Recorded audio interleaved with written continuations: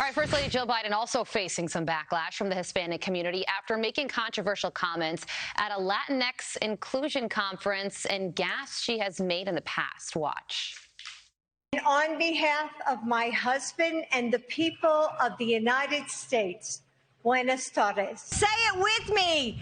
Si se puede. The future is ours. As distinct as the Bogotas of the Bronx, as beautiful as the blossoms of Miami, and as unique as the breakfast tacos here in San Antonio.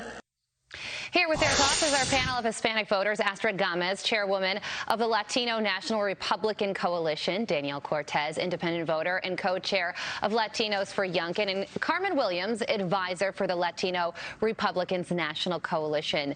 Good morning. It's great to see you all. Astrid, what's your reaction to the First Lady's comment there? Good morning. Thank you for inviting us. It is very sad that and it was very wrong of Dr. Jill Biden to compare Latinos to the breakfast taco.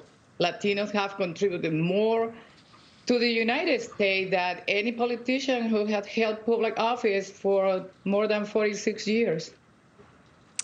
Well, Danielle, Joe Biden's spokesperson did post this apology saying the First Lady apologizes that her words conveyed anything but pure admiration and love for the Latino community. So there they are, recognizing that this joke did not go over well.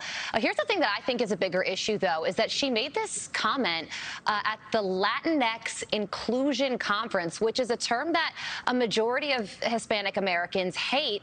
If the goal is to increase support for President Biden among the Hispanic community, shouldn't they be doing genuine outreach, going out into Hispanic communities, maybe along the border, as opposed to going to these woke conferences? Well, you're absolutely right, Carly, and thank you for having me with you this morning. I brought my breakfast taco. We're going to put that off to the side, and what we really should be talking about is outreach, the genuine outreach that people like Glenn Youngkin, our magnificent governor, our lieutenant governor, Winsome Sears, and our fine attorney general, Jason Mayadas, are demonstrating, and why they got elected. The 28% independent vote that we brought to the table put them over. And, you know, what the First Lady, I accept her apology. These things happen. She was advised poorly. What she should have been speaking about is products like Goya Foods that go into these breakfast tacos, put together by companies by Bob Uname, lives in Texas, served with me on the Hispanic Prosperity Commission, hires thousands of people, has donated hundreds of thousands of pounds of food around the world to the war-torn nations. He deserves a Presidential Medal of Freedom. The outreach demonstrated by knowledgeable individuals that are running for office with compassion in their heart, business-minded people like Glenn Youngkin, is what we need. Yeah. And people like Sandra Garcia in Texas, running for House District 28, that is the kind of outreach. Right. Put independent on your table, and we'll vote for you. You know, Carmen, President Biden received over 60% of the vote in 2020, the Hispanic vote in 2020, over 60%. Now, less than 2 years later, he's down to 26% approval, according to Quinnipiac, 32%, according to a New York Times poll. What is this? Is this the economy? Is this the border? What's going on here? Definitely is the inflation. Really, the cost of the life is very expensive. The gas is affecting families, not only the Latino families, but families in general. And the Latino community, before, like conservatives, they didn't talk too much about, being conservatives because they immediately were attacked.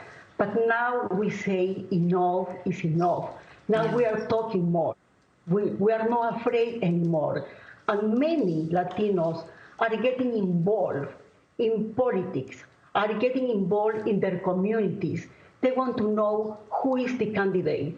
They care about the issues like education, economy.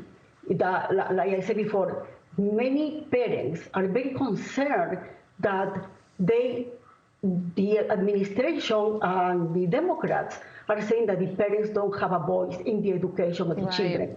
And education is key for the Latino Hispanic community. Yeah. So now we have that freedom to speak, and now more of them are reaching out to the Republican Party, to the conservatives, so they can get involved with us and participate actively in the politics in this country for the well-being of the United States, for a change. It clearly is, liberal. absolutely. Yeah, we hear you. It's a wide range of issues. And I remember when President Biden, when he was a candidate, said that if you vote for Trump, you're not black. And I think that these poll numbers prove that no one political party owns one group of people. Danielle, it looks like you're about to have yourself a feast. Please enjoy. Astrid and Carmen, thank you both also for coming on this morning. We appreciate you all.